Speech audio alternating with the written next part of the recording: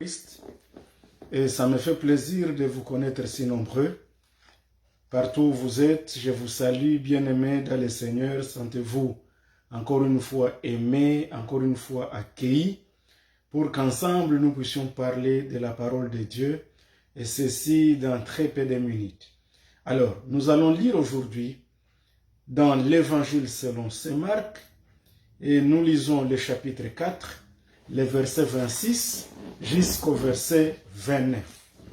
Voilà ce que la parole de Dieu nous dit dans Marc chapitre 4, 26 à 29. Il dit encore, il en est du royaume de Dieu, comme quand un homme jette de la semence en terre, qu'il dorme ou qu'il veille. Nuit et jour, la semence germe et croît sans qu'il sache comment.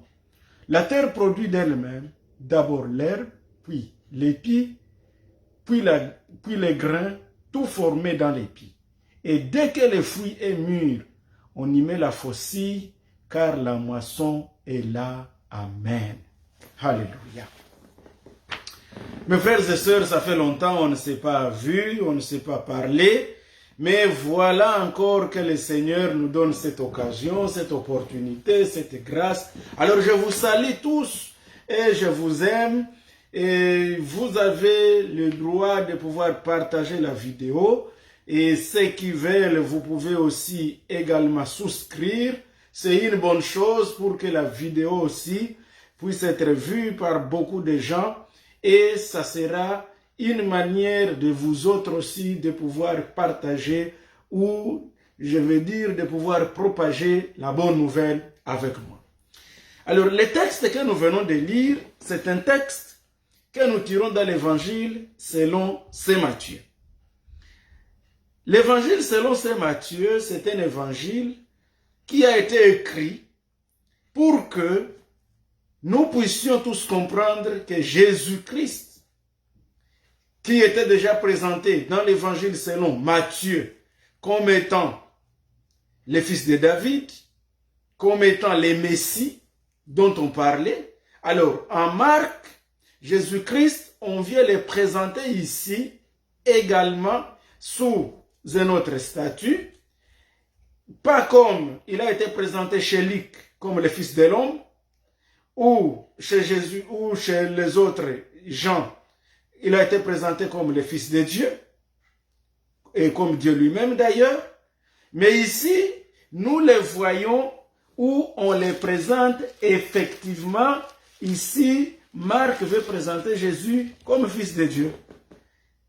Ici donc, quand nous voyons et nous lisons dans cet évangile, Marc, c'est le même Marc aussi qui est appelé Jean, il est l'auteur du deuxième évangile, qui était, cet homme, lui, Marc, était originaire de Jérusalem. Et sa mère s'est nommée Marie. Et nous ne savons rien malheureusement de son père, sauf que Marc n'est jamais nommé par les évangiles. Mais seulement c'est dans Actes et dans certaines épîtres, je veux dire, c'est là seulement qu'on voit son nom, Marc. Vous vous rappelez qu'il a été plusieurs fois, des fois avec Paul, et à un certain moment, d'ailleurs, Paul n'avait même pas besoin d'aller avec lui, mais finalement, il pourra le réclamer, il devra le réclamer pour dire, envoyez-moi Marc parce qu'il m'est utile. Donc, quand nous voyons M. Marc ici, il nous rappelle que quelque chose que tu crois ne pas être utile aujourd'hui peut être utile pour toi demain.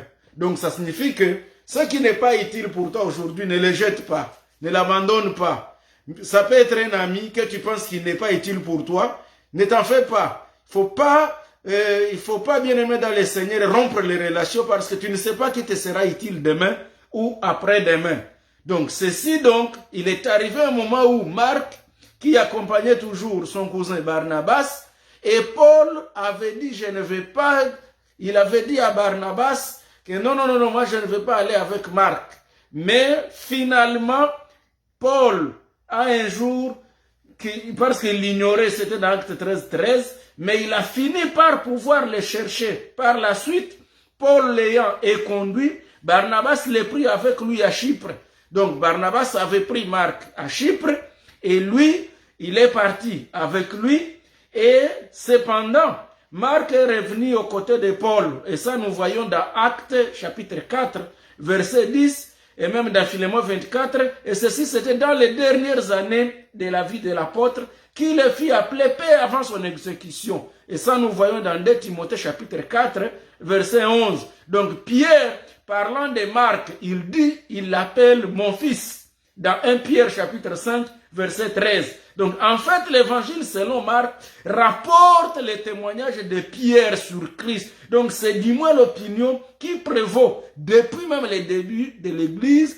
Marc ici est en train de nous parler de l'opinion que Pierre voyait de Jésus-Christ. Et ça, c'est très important, bien aimé dans le Seigneur, quand nous voyons les témoignages que Pierre a fait de Jésus-Christ, c'est ça ce que nous retrouvons dans les livres de Marc. Si nous pouvons résumer l'évangile selon Marc, nous voyons donc un évangile où on rapporte les témoignages de ce que Pierre dit de Jésus-Christ. Donc c'est ça, en fait. Donc bien qu'étant quand même le plus court de tous les évangiles, l'évangile selon Marc ici, et donc les récits que nous voyons dans l'évangile selon Marc, c'est un évangile plus vivant et plus riche en détail même que ceux de Matthieu, comme tu ne peux t'imaginer, ou même l'évangile de Luc.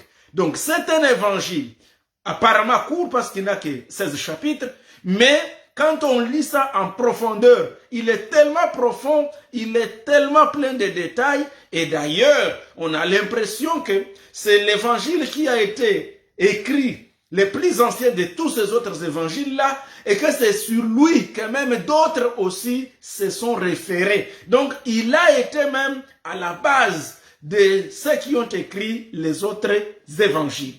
Ceci étant dit, l'histoire du démoniaque de Gadara, par exemple, qui est caractéristique de cet évangile, dans Marc 5, 1, 20, et là nous voyons que cet évangile ici était écrit dans un monde romain. Donc il présente Christ comme le serviteur de l'Éternel, envoyé pour accomplir une œuvre définie pour Dieu. Pendant que Matthieu est un évangile qui a été adressé aux Juifs, parce que, et d'ailleurs, c'est la raison pour laquelle l'objectif de l'évangile de Matthieu, c'était de prouver que Jésus-Christ était effectivement le Messie.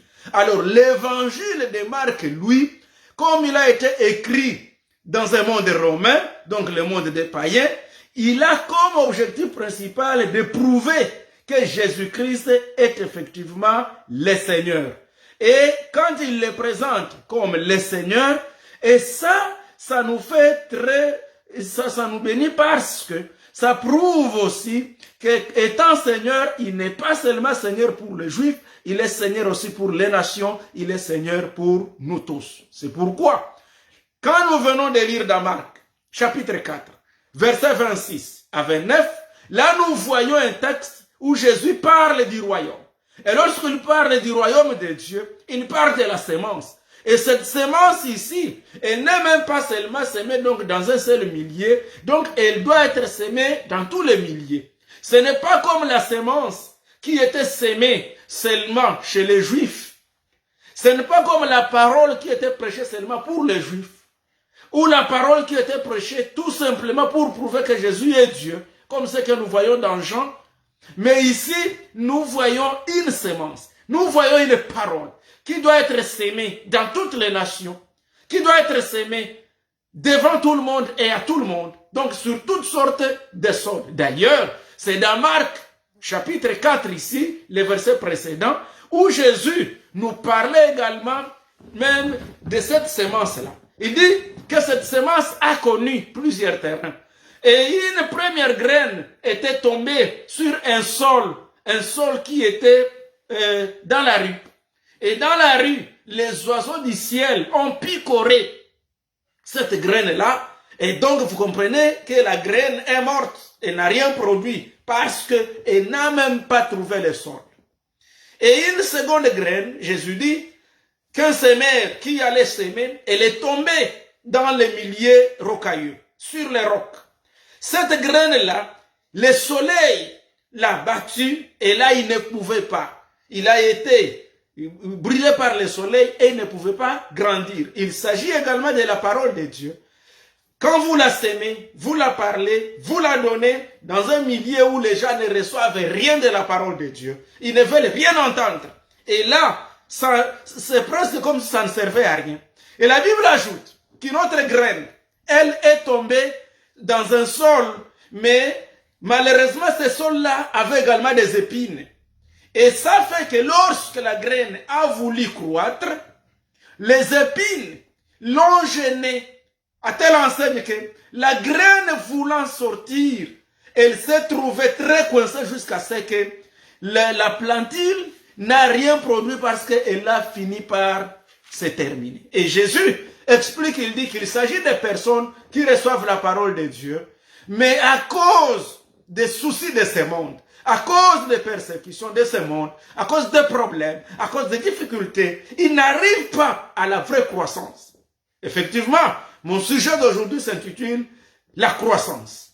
La croissance, qu'elle soit spirituelle, qu'elle soit physique, qu'elle soit matérielle, dans n'importe quel secteur où tu es appelé à croître. Tu es appelé à avancer, bien sûr, dans les bons, au nom du Seigneur Jésus. Et la Bible nous dit qu'une dernière graine, elle est tombée sur un sol qui était fertile, sur un bon sol. Et la graine qui est tombée sur les bons sols, la Bible dit que cette graine-là, elle a grandi. Et lorsqu'elle a grandi, elle a donné, une partie a donné 100, une autre 60 et 30, et ça a donné des fruits. Et c'était très bon.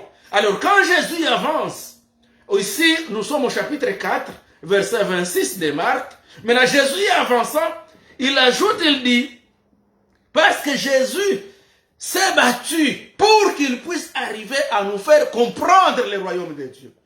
Et il est tellement important que nous également nous comprenions qu'est-ce que le royaume de Dieu. Alors Jésus ici, il prend une autre parabole. Il dit, voilà, le royaume de Dieu, je le compare, ça c'est Jésus lui-même, il dit, le royaume de Dieu, je le compare à un homme qui jette la semence en terre. Encore une fois. Un homme qui jette la semence en terre. La première chose, je vais parler des principes ou des caractéristiques de la croissance.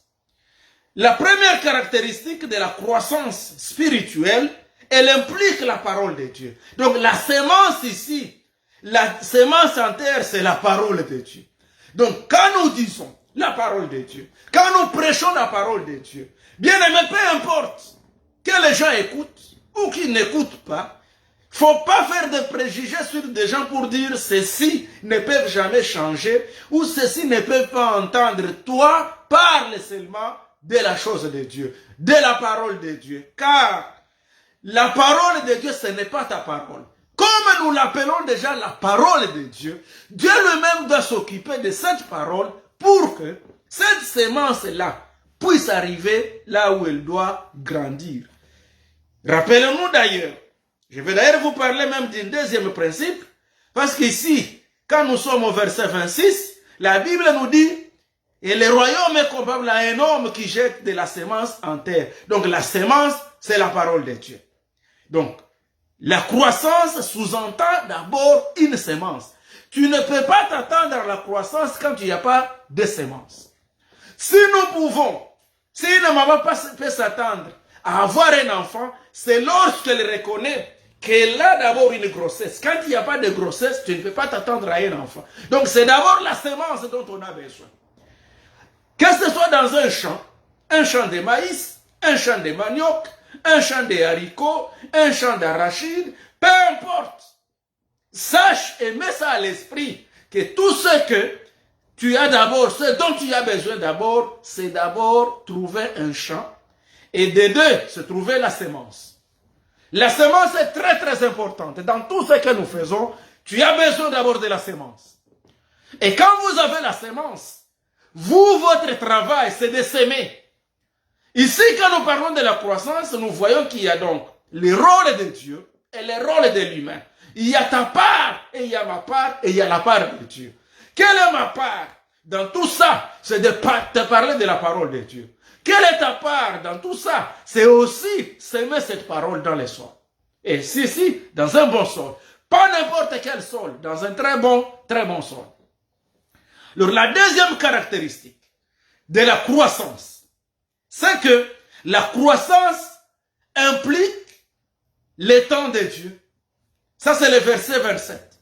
Qu'il dorme ou qu'il veille. Alléluia. Donc, que toi, là, une fois que tu as semé une graine, je m'excuse, quand tu as semé la graine, que tu dormes, que tu te réveilles, ce n'est plus ton affaire.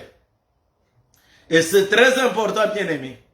Dans la parole de Dieu, parle seulement. C'est Dieu qui fait croître.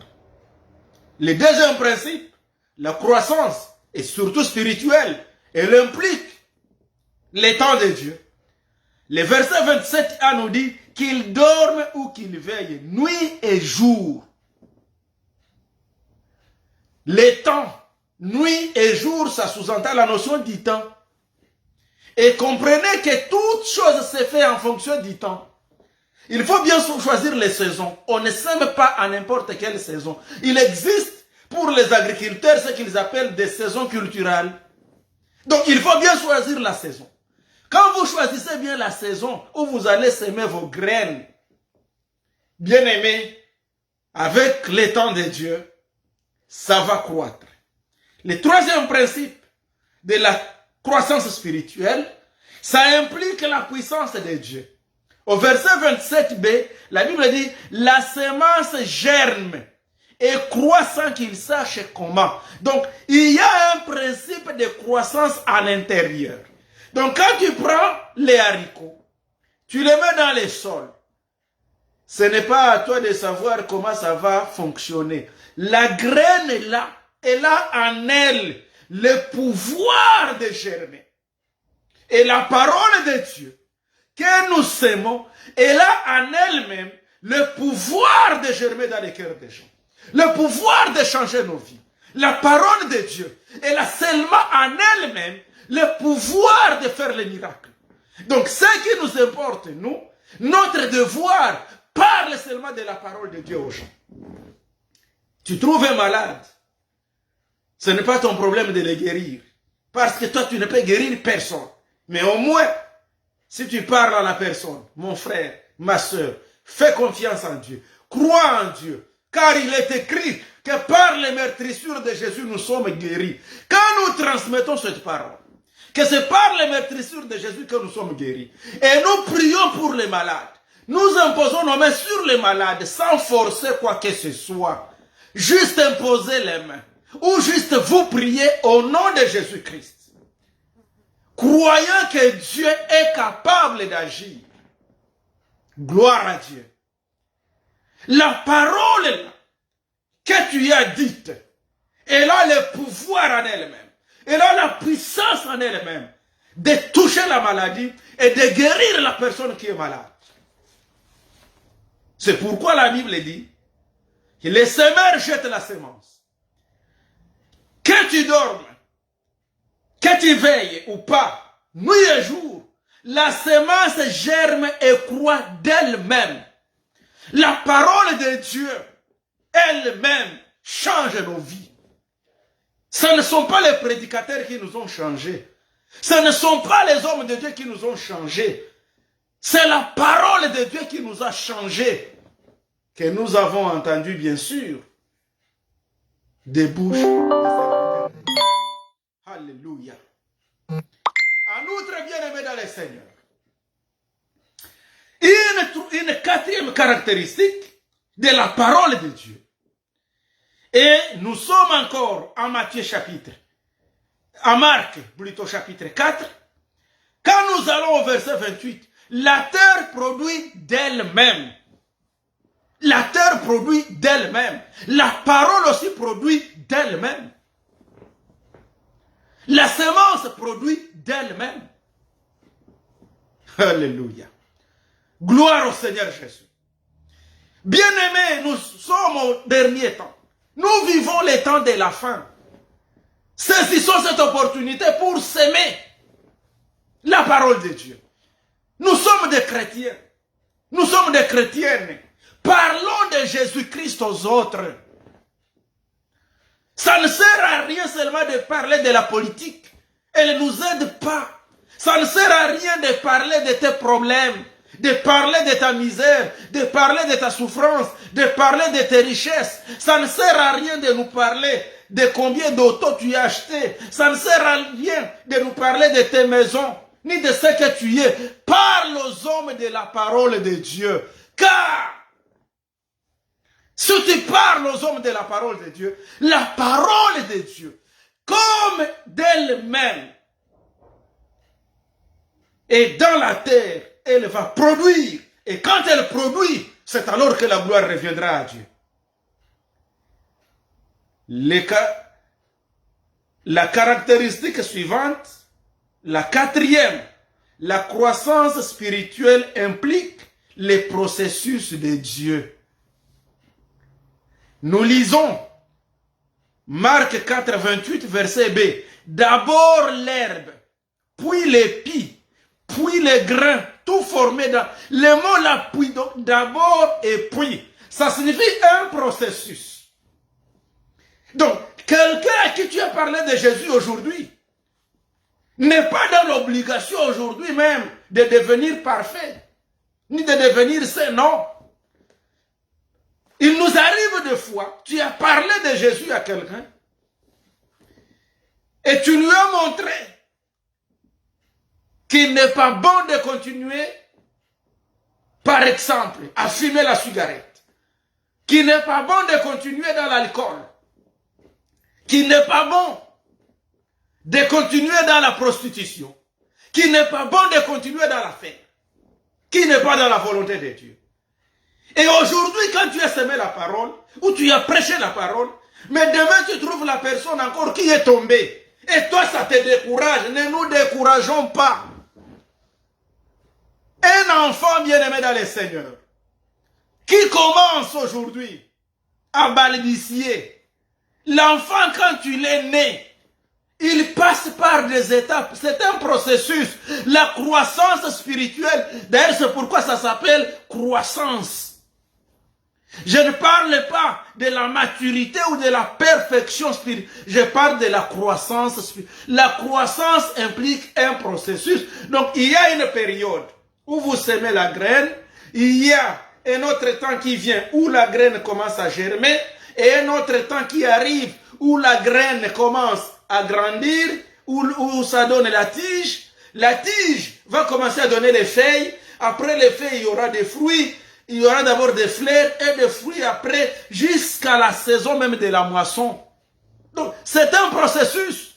Un enfant qui est né aujourd'hui ne lui demande pas qu'aujourd'hui même, il puisse commencer à marcher.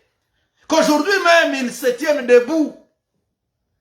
On commence, on se tient debout un jour, on peut tomber demain, mais on l'encourage. Quand nos enfants naissent, et quand nous leur apprenons comment marcher, on les tient d'abord par la main. Et quand on les tient par la main, ils se tiennent debout. Ils tiennent debout et là, ils commencent un peu à trembler. Et des fois, ils tombent. Même quand ils tombent, nous les reprenons par la main, nous les ramenons. Et nous l'encourageons. Fais le deuxième pas. Il peut faire un premier pas et au deuxième, il tombe. Mais si tu l'encourages, il fera un deuxième pas et un troisième jusqu'à ce qu'il soit une personne adulte, une personne qui peut se tenir debout. Nous-mêmes, nous avons commencé de cette manière. La même chose quand nous prêchons l'évangile. Ne nous décourageons pas parce que la personne à qui nous avons parlé de Jésus aujourd'hui est rejetée demain. Non. Même si la personne a rechuté, nous devons encore revenir, nous devons l'aimer, nous devons l'encourager, nous devons prier pour la personne, car il s'agit d'un processus. La croissance spirituelle implique le processus de Dieu. Donc ce n'est même pas ton processus, ni mon processus, c'est un processus de Dieu. Donc ce qu'on nous demande nous de faire, c'est tout simplement semer la parole, semer la semence, semer la graine.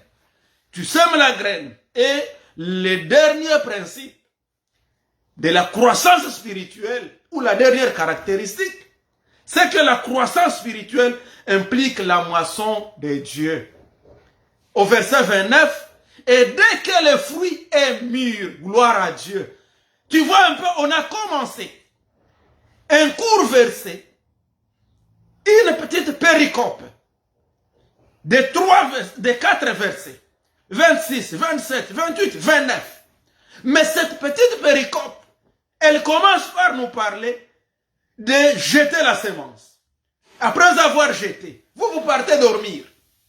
Ou vous allez dans vos affaires. Mais la nuit passe, les jours passent, la semence germe, et la semence elle croît, et toi tu n'en sais plus rien. Et la terre finit d'elle-même à produire.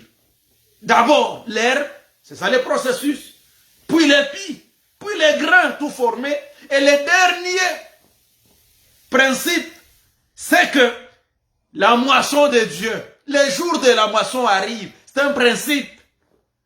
Et comment ça s'est fait? La Bible nous dit, lorsque la moisson est là, on peut maintenant aller la récolter. C'est pourquoi d'ailleurs, même nous quand nous prêchons l'évangile, quelqu'un qui peut semer la parole aujourd'hui, il n'entend pas, mais ne croit pas que lorsqu'il ne réagit pas, il n'a rien entendu.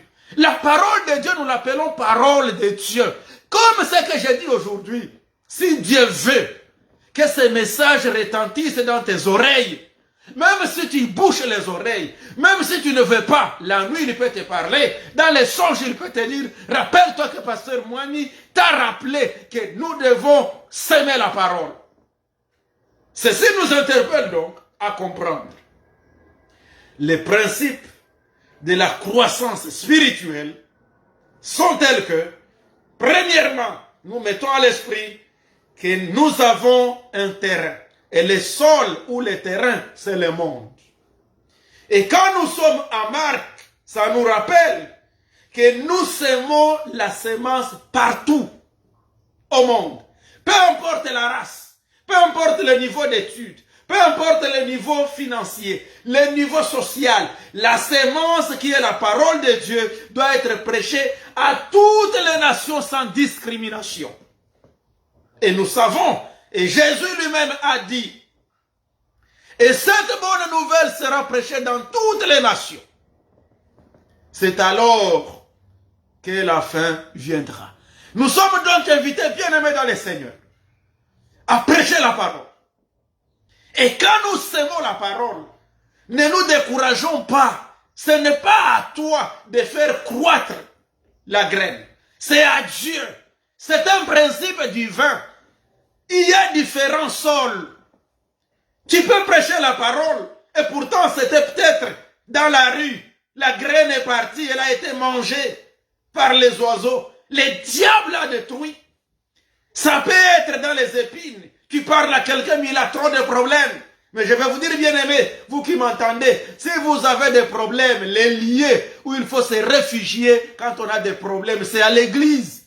Malheureusement, quand on a des problèmes, le diable dit aux gens, plusieurs fois je demande à quelqu'un, mais comment tu n'es pas venu aujourd'hui prier avec nous? Oh pasteur, j'ai beaucoup de problèmes, j'attends d'abord que j'en finisse. Tu te trompes. Si tu as des problèmes, rappelle-toi de Anne, la mère de Samuel.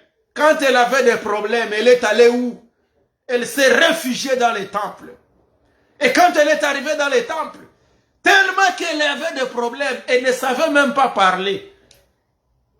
Elle était là. Donc, bien aimé dans le Seigneur, c'est lorsque tu sens qu'effectivement, tu es épuisé, tu as des problèmes, prends ce courage, va à l'église. Même si tu ne vas pas dire un mot. Et David lui disait,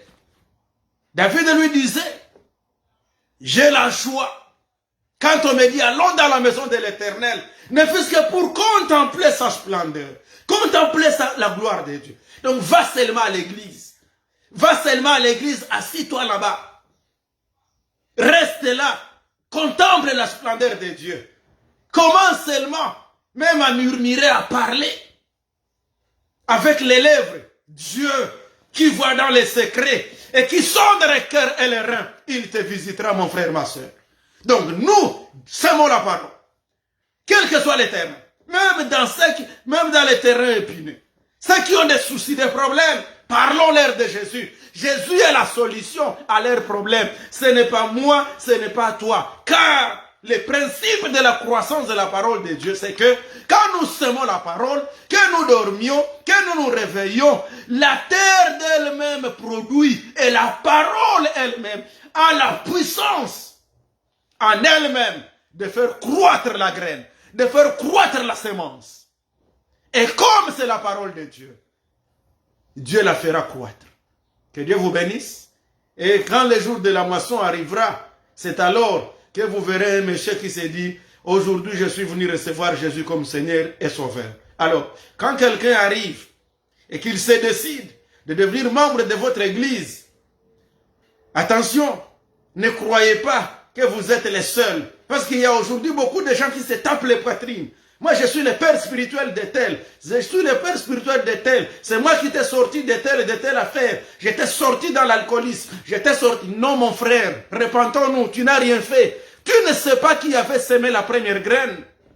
D'ailleurs, Paul, dans 1 Corinthiens 3, il dit, qui est Apollos? Et qui est Paul? Ne sommes-nous tous pas des simples serviteurs? L'un a planté. L'autre a arrosé. Mais celui qui fait croître, c'est Dieu. Donc s'il y a la gloire, c'est à Dieu. Donc si nous pouvons nous glorifier, nous devons nous glorifier parce que Dieu a fait, pas à cause de nous, que toute gloire revienne à Dieu. Que Dieu vous bénisse, mes frères et sœurs. Cette parole est juste venue pour nous rappeler que nous ne devons pas lâcher prise. Nous devons continuer à prêcher la parole. Nous devons s'aimer la parole. Et sur tous les terrains, dans tous les lieux, la nuit comme le jour. Et Paul dit à Timothée, prêche la parole. Au moment convenable, même au moment non convenable, prêche la parole. Sème, jette les graines. Et Dieu fera croître. Et quand il fera croître, nous ouvrons la moisson et Dieu nous bénira aussi. Alors que Dieu vous bénisse grandement. Ça me fait pleinement plaisir de vous voir et partager cette vidéo à des serviteurs de Dieu, à des enfants de Dieu. Nous allons prier, que Dieu vous bénisse. Seigneur notre Dieu, reçois la gloire, reçois la louange et l'adoration. Fais-nous grâce, Père, au nom de Jésus, de s'aimer la parole et de comprendre les principes. Que la croissance spirituelle implique ta parole, ça implique ton temps, ça implique ta puissance, ça implique, Seigneur, la moisson. Et ça implique, merveilleux Dieu, ta gloire et ta croissance, ton temps merveilleux. Bénis-nous, Seigneur, au nom de Jésus. Amen. Alors que Dieu nous bénisse tous, au nom de Jésus.